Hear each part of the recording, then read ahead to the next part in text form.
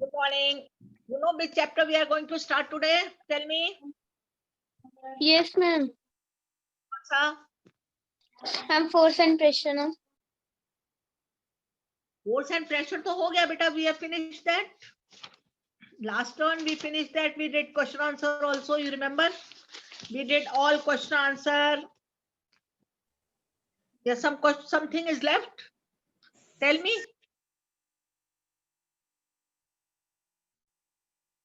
Fifth भी करा, 6 भी करा था, 8 भी करा, प्लास्टिक बकेट पे जो फोर्स लग रहा है, सब क्वेश्चन आंसर हो गए बेटा उसके। आज हम कहूं तो मैं वो दोबारा करा सकती हूँ, I can do it again, लेकिन मैं तो सोच रही थी आज फ्रिक्शन शुरू करते हैं। फ्रिक्शन उसके आप लोग फोर्स एंड प्रेशर के do the question answer. If you find out any problem anywhere, I'll tell you, I'm there to explain you everything. No problem. Is it okay or not? Tell me. Ma'am, no problem. Very good. I am happy. आपका confidence देखकर I am very happy to see your confidence. जिंदगी में keep confidence in yourself. हमारी generation में क्या था कि confidence की बहुत कमी थी हम सब के अंदर। When we were reading, when we were students, हम प्रिंसिपल के ऑफिस के आगे से निकलते डरते थे, हमारे हेड ऑफ द डिपार्टमेंट आ जाए कॉलेज के टाइम में, स्कूल के टाइम में। मगर आप लोगों को मैं कहती हूँ कि वो डर आप लोग निकाल दो। जो डर हम आपकी अगली जनरेशन में रहा है ना, get out of that fear. मेरा पर्सनल सजेशन है ये। रिस्पेक्ट करो। मैं ये नहीं कह रही हूँ आप अपनी टीचर की रिस्पेक्ट मत करो, अपनी प्रिंसिपल की या अपने पेरेंट्स की। रिस्पेक्ट आपको करनी पड़ेगी। You can not be rude with them, you can not behave बदतमीजी से, वो नहीं कर सकते। लेकिन जो एक फोबिया है ना, वो आप लोग निकालिए। Keep confidence. मतलब कॉन्फिडेंस होने का ये मतलब नहीं है कि आपको बदतमीज होने का राइट मिल रहा है, ये मतलब नहीं है कॉन्फिडेंट होने का।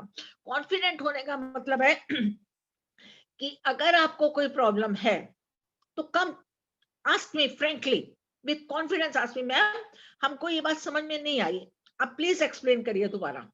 मैं I will explain it 1000 times for you, लेकिन मैनर्स के साथ, तहजीब के साथ, कॉन्फिडेंस होके चलिए। आप कॉन्फिडेंस के साथ मूव करिए। जब कभी भी इंटरव्यू देने जाते हैं किसी भी नौकरी का, तो वहां पे आपका 10 सवाल में अगर 6 भी गलत है तो एक चीज जरूर नोट की जाती है, आप में कितना कॉन्फिडेंस है, आप कितने कॉन्फिडेंस से बोल रहे हैं। तो ये बात मैं आपको शुरू से सिखाना चाहती हूँ कि अब से लेके आप 12th तक अपने अंदर रखिए। कॉलेज लेवल पे जाएंगे, मैं तो चाहती हूँ आप लोग बहुत पढ़े, आरके का नाम ऊपर हो। मुझे बहुत अच्छा लगता है अगर हमारा पढ़ाया हुआ बच्चा कुछ बनता है तो आप लोग मेहनत करिए और बनिए। तो अब हम पढ़ रहे हैं फ्रिक्शन। अब सबसे पहले ये देखो फ्रिक्शन क्या होता है। फ्रिक्शन जब दो चीजें, जैसे हम हाथ सर्दियों में हम यूं यूं करते हैं ना, हाथों को कई बार ऐसे से करते हैं, तो फ्रिक्शन से हैंड्स के अंदर एक एनर्जी आती है, एक गर्मी आती है, दैट इज फ्रिक्शन। ऐसे ऐसे दोनों को हाथ करा तो एनर्जी आई। कभी कभी आप नायलॉन के कपड़े से कुछ स्पार्क करेंगे तो इलेक्ट्रिक स्पार्क आता है। If you rub the nice synthetic cloth, there will be electric spark. That is due to friction. When we rub our hands like this, we get our hands become hot. That is due to friction. Friction क्या है? When two things rub each other. आप ध्यान से देखिए, when two things rub each other, ये friction होता है। आप इसको बहुत ध्यान से समझिए। एक बक्सा आपके घर में एक जगह पे पड़ा हुआ है, बॉक्स रूम में पड़ा हुआ है, बड़ा सा बक्सा है, उसमें आप लोगों ने रजाइयां, गद्दे, घर का सब सामान भर के रखा हुआ है, पड़ा रहा। जब 6 महीने बाद आप उस बक्से को हटाना चाहेंगे तो आपको फोर्स लगाना पड़ेगा। और जितना बक्से के अंदर वेट होगा, जितना बक्से के अंदर वजन होगा, उतना ज्यादा फोर्स लगाएंगे। कभी एक इंसान के फोर्स से हिलता है, कभी 2 लगाते हैं, कभी 3 लगाते हैं। तो वो जो है ना, उस समय वो उस चीज को वहां पर इंटरलॉक हो गए। बक्से के जो मॉलिक्यूल्स हैं अंदर वाले, इरेगुलर सरफेसेस है और जमीन की, तो वो आपस में इंटरलॉक हो गए। उसको हटाने के लिए जो फोर्स लगाते हैं उसको स्टैटिक फोर्स कहेंगे, स्टैटिक फ्रिक्शन कहेंगे, I am sorry. Static friction मतलब रुके हुए पे चलाने के लिए जो फोर्स लगाए, that is called static friction. और वो ये नहीं है वो स्मूथ सरफेस भी दोनों हो तो भी उनकी दोनों के मॉलिक्यूल्स इंटरलॉक हो जाते हैं। ये ऐसा नहीं है कि एक सरफेस इरेगुलर है तभी होंगे। बहुत टाइम तक स्मूथ सरफेस पे भी अगर एक चीज पड़ी रहती है तो भी उसमें आपको फोर्स लगाना पड़ता है। अब आप सबसे पहले समरी निकालिए, take out the few lines from the summary. First point पढ़िए समरी का, क्या है first point? Friction opposes the relative motion between two surfaces in contact. दो सरफेस आपस में कांटेक्ट में है ना, और इसके कांटेक्ट को जो हो गया आपस में, उससे फ्रिक्शन जो है वो उसको अपोज करता है, उसको धक्का देके निकालेगा, वो दोनों चीजें आपस में रगड़ खाएंगी, that is friction. It acts on the both the surface. ये नहीं है कि जो फोर्स है वो खाली बक्से पे लग रहा है या कहीं और लग रहा है, वो दोनों सरफेस पे लगेगा आपका फोर्स। तो फर्स्ट पॉइंट आप फिर से पढ़िए, read it yourself. First point, read it yourself. Friction opposes the relative motion between two surfaces। उन दोनों की मोशन को अपोजिट करता है, अपोज करता है। जितना ज्यादा फ्रिक्शन होगा आपको उतना ज्यादा अपोजिट डायरेक्शन में फोर्स लगाना पड़ेगा। तो friction opposes the relative motion between two surfaces in contact, it acts on both the surfaces. दोनों की रिलेटिव मोशन को थोड़ा वो करता है। ये एक बड़ा कॉमन सा क्वेश्चन है कि कभी आप लोग सब बड़े हो, क्रिकेट वगैरह का मैच देखते होंगे, या कभी बच्चे भी बाहर खेलते हैं जो हायर लेवल पे खेलते हैं, उन क्रिकेटर्स के शूज में स्पाइक लगे होते हैं लोहे के। वो इसलिए स्पाइक लगे होते हैं कि वो फ्रिक्शन की वजह से दौड़ते दौड़ते रुक जाएं, जहां रुकना चाहे, they can stop where they want to stop. If there is no friction तो वो नहीं स्टॉप करेंगे, वो स्लिप होते होते आगे चले जाएंगे, बॉल को कैच ही नहीं कर पाएंगे। Just to catch the ball, just to give the ball back, every sportsman, not only cricketer, they wear the shoes with a spike just to create the friction between the shoes and the mother earth and your ground। तो ये एक friction होता है।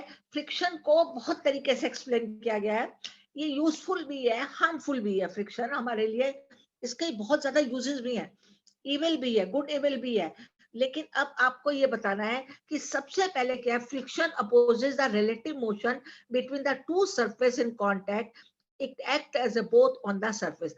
Now you write down the first fill up the blank. क्या है, what is the first fill up the blanks? Do it, first fill up the blanks. First fill up the blanks देखिए, क्या बोलिए आप लोग?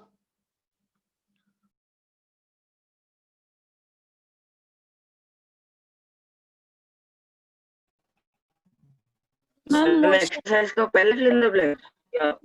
Friction opposes the motion between the surface in contact with each other. First fill up the blanks बोलो। Friction opposes the motion surface in contact with each other. एक एक line पढ़नी होती है और एक एक word you have to read. अब आया आपका फ्रिक्शन। ये समरी से ज्यादा आसान होगा, चैप्टर में एग्जांपल बहुत है। Friction depends on the nature of the surface in contact. Nature of surface, जो बक्सा आपने या जो भी चीज जिसके ऊपर रखी है, जैसे सपोज मैंने ये अपना टैबलेट ऐसे एक स्मूथ सरफेस पे रख दिया या ऊबड़ खाबड़ की सरफेस पे, तो उसके जो फ्रिक्शन है स्मूथ सरफेस पे कम फ्रिक्शन होगा।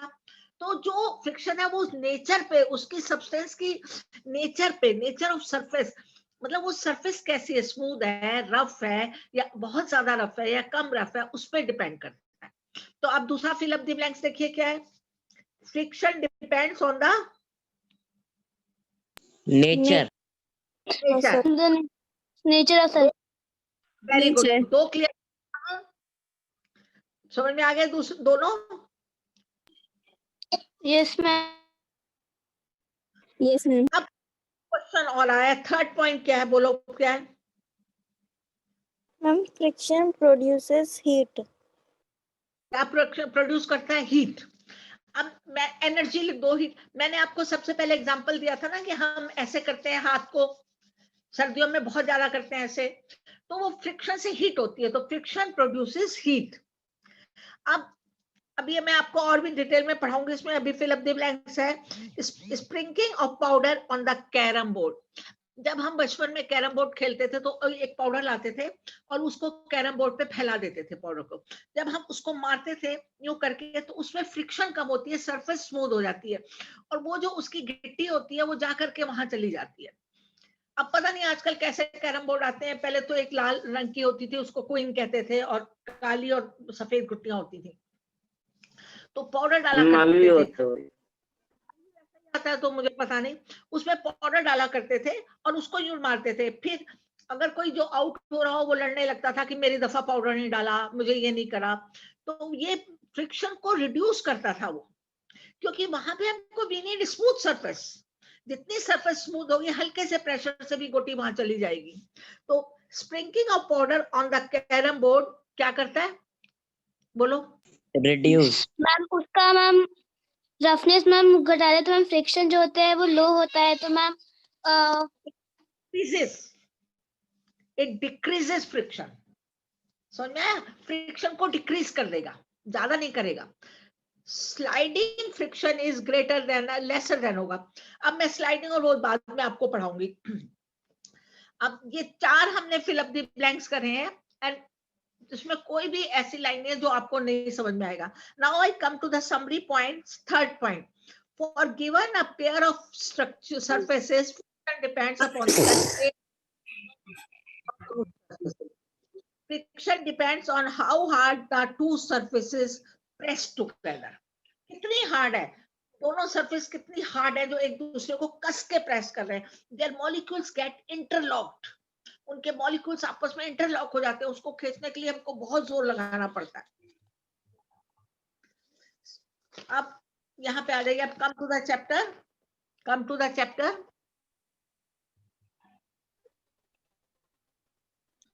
फोर्स ऑफ फ्रिक्शन आपको बता दिया क्या होता है। फोर्स ऑफ फ्रिक्शन, जो फोर्स हम लगाते हैं उस चीज को हटाने के लिए, एक कांस्टेंट चीज को, वो that is called the force. The force of friction always opposes the applied force. जो जितना फ्रिक्शन होगा फोर्स ऑफ फ्रिक्शन, उसको अपोजिट होगा, जो अप्लाइड फोर्स लगा रहे हैं उसके अपोजिट होगा। The force of friction, what is the force of friction? लिखिए, क्वेश्चन लिखिए, what is the force of friction?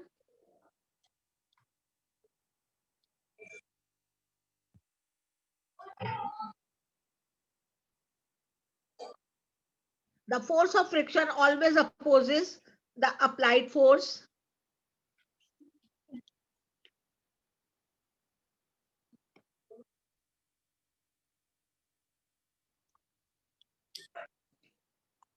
दूसरा क्वेश्चन स्प्रिंग बैलेंस पे आते हैं। नो, आप स्प्रिंग बैलेंस का यू विल ड्रॉ डायग्राम। आप ये ध्यान से देखिए, स्प्रिंग बैलेंस होती है, अब वो उसमें जैसे ये हुक लगा हुआ है, इसमें बक्सा लटका के इसका वेट देखने के लिए, और इसमें ग्रेजुएटेड स्केल है। ग्रेजुएटेड स्केल मतलब मार्क्ड स्केल है, उसमें सारा वेट आता जाएगा। तो spring balance is a device used to measure the force acting on the object. Spring balance is a device, ये वो चीज है जो यूज किया जाता है measuring the force acting on the object. It consist of the coiled spring, इसके अंदर कॉइल्ड स्प्रिंग है जो कि खिंच जाती है, उसमें जितना वेट पड़ता है उतनी खींचती है coiled spring. It consist of the coiled spring, coil माने यूं मुड़ी हुई spring, which gets when a force is up.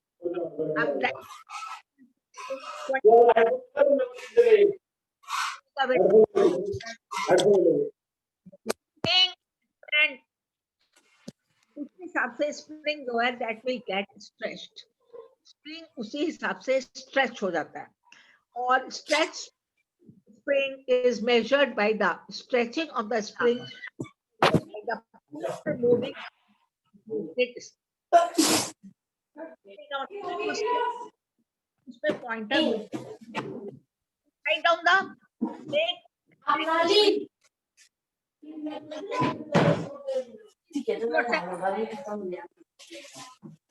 all of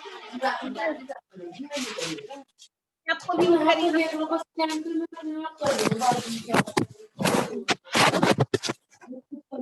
mute बहुत साउंड आ रहा है. Allegro mode. Mute please all of you. Yes. अब आप इसमें एक तो मैंने लिखा what is force of friction. दूसरा क्वेश्चन लिखिए draw the diagram of spring balance.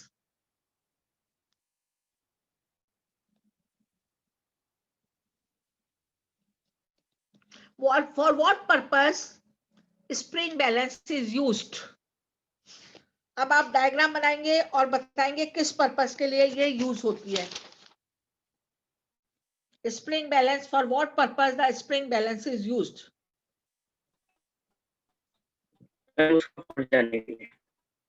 Spring balance का डायग्राम बना के आप इसका यूज लिखेंगे कैसे होता है. कोई जल्दी नहीं है, बहुत टाइम है हमारा. क्वेश्चन पेपर आसान से हो जाएगा.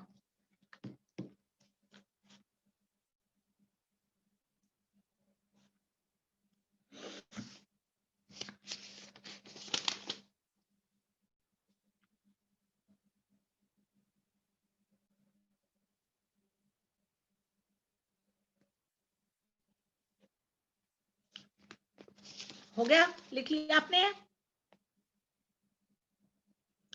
अब दो तरीके के फ्रिक्शन बताए, एक स्टैटिक फ्रिक्शन और एक स्लाइडिंग फ्रिक्शन. ध्यान से देखिए, ये आपकी बुक में भी लिखा है पेज नंबर 149. मैं इसलिए आपको बुक के साथ चलाती हूँ. आई हेल्प यू कि आप बुक के साथ चलेंगे तो आप बुक के कांटेक्ट में रहेंगे. Keep yourself in the contact of the book, क्योंकि इसमें ही फिल अप द ब्लैंक्स आएगा, इसमें ही वन वर्ड आएगा, इसमें he tell the reason why आएगा. तो आप दो फ्रिक्शन बताएं, static friction and sliding friction. Static friction वो होता है जब आप एक रुकी हुई चीज को, वो बहुत स्टैटिक है, स्टेशनरी ऑब्जेक्ट है, उसके ऊपर आप जोर लगा के उसको खींच रहे हैं, that is called static friction. एक होता है स्लाइडिंग फ्रिक्शन, आपकी टेबल पे वो रखा हुआ है, बुक रखी हुई है और आपने टेबल को टिल्ट कर दिया तो बुक सकनी शुरू हो गई, दैट इज स्लाइडिंग फ्रिक्शन. अब आप फिर से पढ़िए, the force required to overcome the friction at instant an object starts moving from the rest. An object that starts moving from the rest, that is called static friction. ये paragraph दो बार पढ़िएगा. The force required to overcome the friction at the instant an object starts moving from the rest is measured of the static friction. That is, force को क्या measure करते हैं, that is of static friction. On the other hand, the force required to keep the object moving with the same speed is measure of the sliding friction. तो आपका static friction जो है that is always higher than the sliding friction. Sliding friction जो है वो थोड़ा उसकी magnitude थोड़ा कम होता है, क्योंकि वो आपने टेबल टिल्ट कर दी. जब टिल्ट कर दी तो वो बहना शुरू हो गया वहां पे. तो when the box starts sliding, the contact points on the surface do not get enough time to lock into the contact. अब जब वो स्लाइड होने लगा तो जो कांटेक्ट पॉइंट है उनको इतना टाइम नहीं मिलता कि वो इंटरलॉक हो जाए, वो आपने स्लाइड कर दिया उसको आगे. बहुत ध्यान से सुनिए. When the box starts sliding, the contact points on its surface do not get enough time to lock into the contact points on the floor. So the sliding friction is slightly smaller than the static friction. Sliding friction is slightly smaller than the static friction, and you find it somewhat easier to move the box already in motion than to get it started. जब एक बार बक्सा चलने लगता है, चलने लगा तो उसको और आगे धक्का देना आसान होता है, मगर स्टार्ट करना, जब बक्से को, उस हैवी चीज को स्टार्ट करना बहुत मुश्किल होता है. तो स्टार्ट करने में बहुत फोर्स लगाना पड़ता है. So kindly I request you read this point to this line again. The point, the force required to overcome. आप यहां से पढ़ना शुरू करिए और आखिर तक पढ़िए. The force required to overcome the friction at the instant an object starts moving from the rest, that is measure of the static friction. उसको क्या कहेंगे, static friction कहेंगे. On the दूसरी तरफ क्या होता है, the force required to keep the object moving with the same speed, ये ध्यान रखिएगा, object moving with the same speed is measured as a sliding friction. that is measured as a sliding friction. When the box starts sliding, the contact, जब उसको एक बार box slide होने लगा तो उसके जो दोनों कॉन्टेक्ट सर्फेस हैं उनको इतना टाइम नहीं मिलता, they do not get enough time to lock into the contact points. उनके ऊपर इतना टाइम नहीं मिलता कि वो they do not get the point to contact interlock, जो कॉन्टेक्ट पॉइंट है उनको इंटरलॉक करें, वो स्लाइड हो रहा है आपस में, उनके पास इतना टाइम नहीं मिलता, they do not get enough time to lock into the contact point on the floor. So the sliding friction is slightly smaller than the static friction, and you find it somewhat, it is easier to move the box once it has started moving. जब आप move करते हैं तो आप देखोगे एक बार move होना शुरू हो गया तो इजी हो जाता है, स्टार्ट करना मुश्किल होता है. तो sliding friction is smaller than static friction. Now you come to the fill up the blanks. First question का ई निकालिए. फर्स्ट क्वेश्चन का ई क्या होगा, आंसर दो मुझे. ई पॉइंट ई में क्या आंसर होगा? Smaller. हाँ Smaller. हाँ, स्मॉल कर दो, स्मॉलर कर दो, स्मॉलर, ठीक है. तो sliding friction is smaller then the static friction. ये आपने पांचों कर लिए. ये 5 आप बुक में करेंगे, नोटबुक में अपने करेंगे. स्प्रिंग बैलेंस का डायग्राम बनाना है आपने. स्प्रिंग बैलेंस की डिवाइस कैसे यूज होती है, how it is used, for what it is used, आप ये लिखेंगे. और पहला क्वेश्चन मैंने लिखाया था, what is force of friction. ये आपको बुक कॉपी में करना है, ये आपका होमवर्क है. क्योंकि कल आपकी कोई क्लास नहीं है, आप लोगों का पीटीएम है ना कल. टुमारो मम्मी पापा जाएंगे पीटीएम के लिए. हाँ, तो कल 9th की भी क्लास नहीं है और 8th की भी कोई क्लास नहीं है. फिर आपकी क्लास पड़ेगी थर्सडे को, ठीक है ना. तो you will get enough time, you will get enough time, तो you do all these things. तो अब ये आपने पढ़ लिया, friction is a necessary evil. एक बहुत जरूरी इविल है, मगर ये एक बहुत नेसेसरी इविल है. अगर फ्रिक्शन नहीं होगा तो हम रोड पे नहीं चल पाएंगे. ये बहुत ध्यान से सुनिए. फ्रिक्शन को की वजह से ही हम रोड पे चलते हैं जूते पहन के. अगर फ्रिक्शन नहीं होगा हम तो फिसलते जाएंगे. कई बार आप देखें ना, आपने अगर ऑयल कहीं पे गिरा होता है या घी गिरा होता है और हम चल के जाते हैं, हम फिसल जाते हैं, स्लिप जाते हैं, वहां पे स्लिप हो जाते हैं. तो ऑयल गिरा हुआ है, हम वहां पे फ्रिक्शन नहीं हुआ बिल्कुल, there is no friction between two surfaces, so आप स्लिप कर गए. तो फ्रिक्शन की वजह से आप चल पाते हैं. It is a very much necessary evil. ये हमारी लाइफ में बहुत जरूरी है, इसके यूजेस में. और फ्रिक्शन की वजह से कील जो है वो दीवार में ठोकी जा रही है. अगर फ्रिक्शन नहीं होगा तो कील कैसे ठोकी जाएगी, वो तो एकदम स्लिप हो जाएगा सब कुछ. A nail is fixed in the wall due to the friction. Nail किसको कहते हैं? कील को. Nail is fixed in the wall due to friction. तो फ्रिक्शन जो है हमारी लाइफ में बहुत नेसेसरी इविल है. ये इसकी उतनी इंपॉर्टेंस है कि आप सोच ही नहीं सकते हैं. Is it easier to hold है कुल्हार, अर्दन पॉट, और एक ग्लास टम्बलर? सपोज अब आपने ग्लास पकड़ा है, अगर आपके हाथ में और ग्लास के अंदर फ्रिक्शन नहीं होगा तो आप ग्लास पकड़ ही नहीं पाएंगे. दैट विल स्लिप डाउन, वो एकदम स्लिप हो जाएगा. फ्रिक्शन की वजह से ही आपने ग्लास को हाथ में पकड़ा हुआ ना. तो ये छोटी छोटी बातें हैं जो हम नहीं नोट कर पाते. हमने बचपन में देखा भाई ग्लास हाथ में पकड़ा है, हमने हाथ में फोर्स लगा के ग्लास को पकड़ा हुआ, लेकिन वो बात हम वहां तक नहीं पहुंच पाते हैं कि हमारे हाथ में ग्लास कैसे टिक गया. अगर आपके हाथ बहुत चिकने हैं और आप उन बहुत चिकने हाथों से आप कोई चीज पकड़ते हैं और आपका फोर्स भी प्रॉपर नहीं लगता तो वो चीज स्लिप हो जाती है. लेकिन if you hold the things with that मतलब ये बहुत ऑयली हैंड से, but you have to apply more force.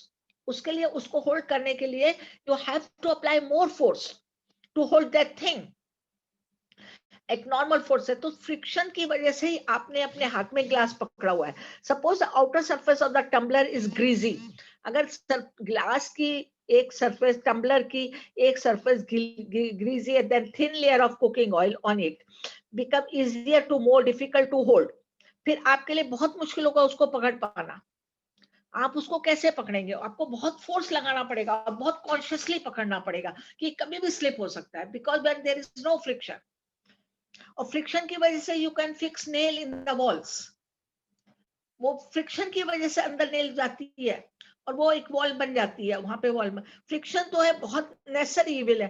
Friction की वजह से टीचर जो है चौक से ब्लैक बोर्ड पे लिख पाता है। हम लोग चौक से जो ब्लैक बोर्ड पे लिखते हैं, that is because of friction. अगर फ्रिक्शन नहीं होगा तो चौक जो है वो स्मूथ होती जाएगी। अगर हम ए लिखना चाह रहे हैं या बी लिखना चाह रहे हैं तो वो बी की जगह फैलता जाएगा, अब चौक आगे बढ़ती जाएगी। Due to friction we can write on the black board. You could not write with a pen or a pencil. Pencil से डायग्राम बनाते हो ना, तो वो फ्रिक्शन की वजह से पेंसिल कॉमनली चल रही है। अगर फ्रिक्शन नहीं है तो पेंसिल तो जहां आप चाहते हैं आपकी इच्छा से नहीं चल पाएगी।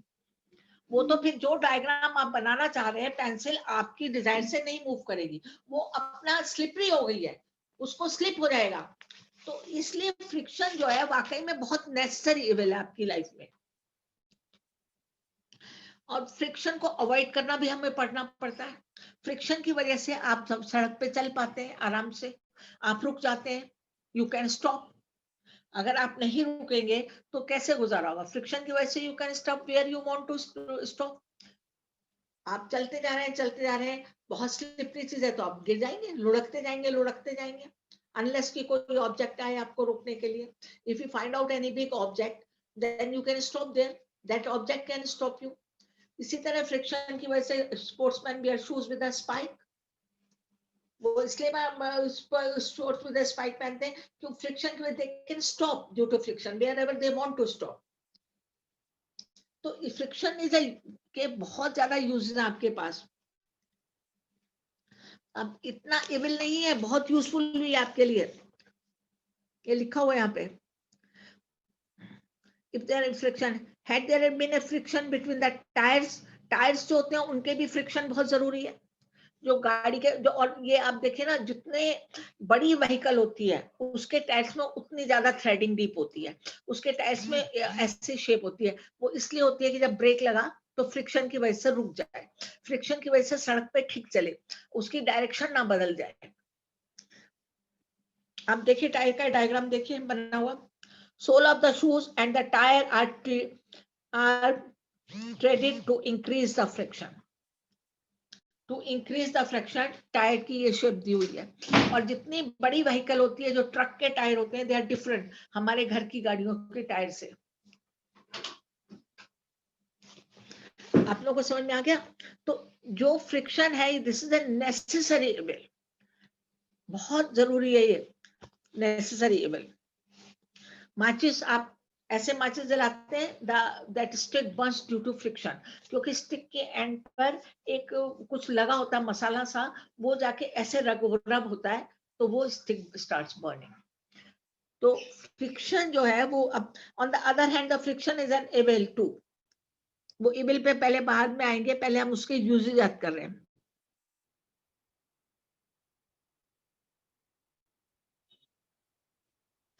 अब अगला क्वेश्चन क्या है?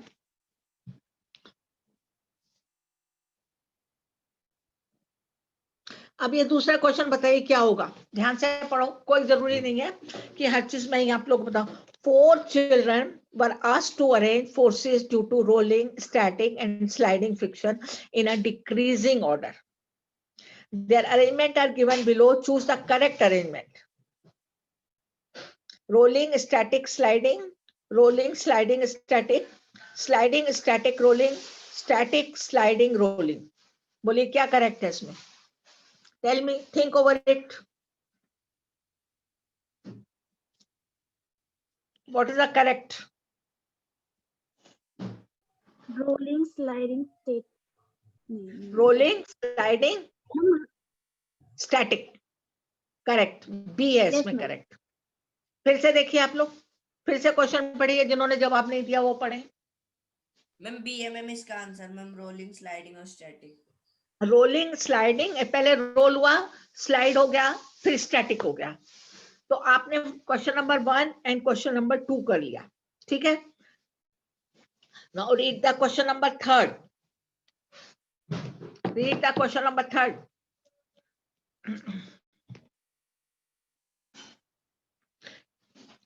Alida runs her toy car on a dry marble floor. अलिदा अपनी कार को मार्बल फ्लोर पे जो सूखा हुआ है चला रही है। wet marble floor, newspaper and towel spread on the floor.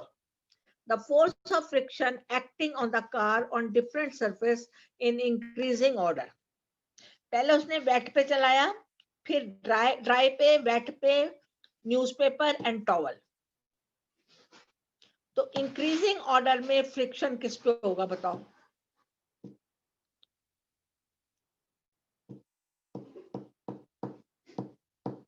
जल्दी बोलो, कौन सा होगा? A B C D?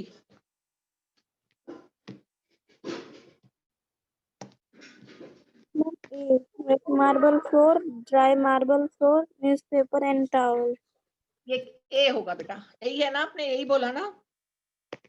Ma'am Wet marble floor, wet marble floor, dry marble floor, newspaper and tool. ए है बेटा, ये ए है, बी नहीं है, ए है. This is the A. Wet marble floor, dry में, वेट मार्बल फ्लोर में कम हुआ फ्रिक्शन, ड्राई में थोड़ा ज्यादा हुआ, न्यूज़पेपर में उससे ज्यादा, और टॉवल में उससे भी ज्यादा. 3 क्वेश्चन हो गए आपके. Now you come to the question number 4. पढ़िए, read it yourself. Question paper मिलेगा, you will have to read the question paper yourself.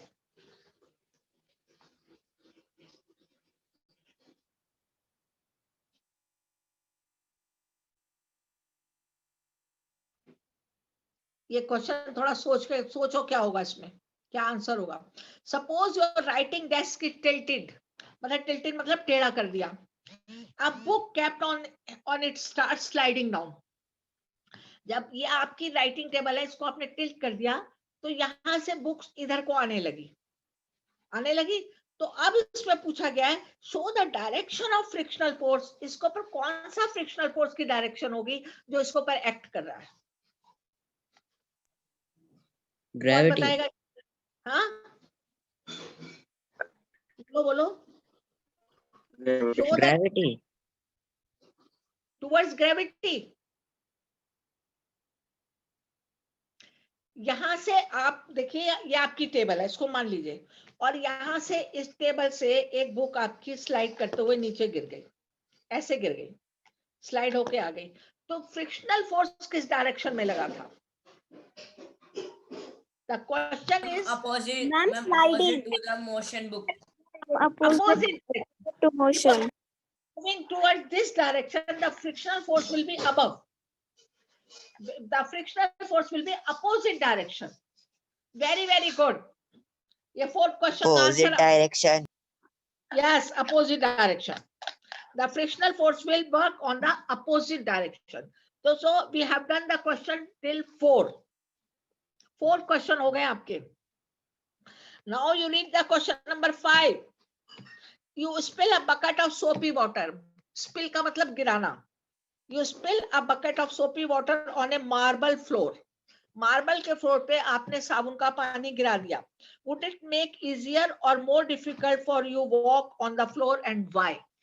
अगर आप इजी लिखते हैं वॉक करना तो भी आपको बताना पड़ेगा why, और अगर आप लिखते हैं कि डिफिकल्ट है वॉक करना तो भी आपको बताना पड़ेगा why. इन दोनों केस में why जब भी पूछा जाता है, why का मतलब होता है give answer with the reasoning. आप रीजन के साथ अपना बात बताइए. तो बोलिए, will it be easy to walk or will it be tough to walk? More difficult to. Tough होगा ma'am.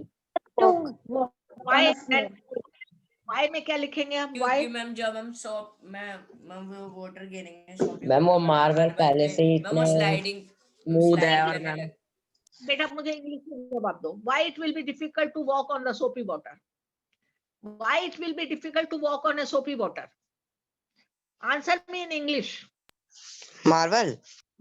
Yeah, soapy water on marble. Huh? Why it will be difficult? If you are saying that it will be difficult to walk on a soapy water on marble, then give me the answer why it will be difficult. Let me. Because there is no. Bolo. Ma'am because there is no Friction. friction. No friction. Friction force. Ma'am, there is no friction force. Because there is no friction force between the contact of two surfaces, between our feet and marble floor. between the contact of two surface. There is a no friction between our feet and marble. Soapy water हो, oily water हो, कोई भी हो, मैं oily water भी आपको दे सकती हूँ. I can give you anything. Change भी करके दे सकती हूँ मैं आपको. So because there is a no friction force in between the two contact surfaces, these two contact surfaces are our feet and marble floor. Yeah, these two contact surfaces are our feet and the soapy water on marble floor. So where there is no friction acting on it, yeah, there is a no frictional force acting on that. So it will be very difficult for us to walk on that. So friction, ये question आपको इसलिए दिया है कि question का आपको reason में आ जाए. ठीक है. अब दूसरा है आपका explain why sportsman uses shoes with a spike. एक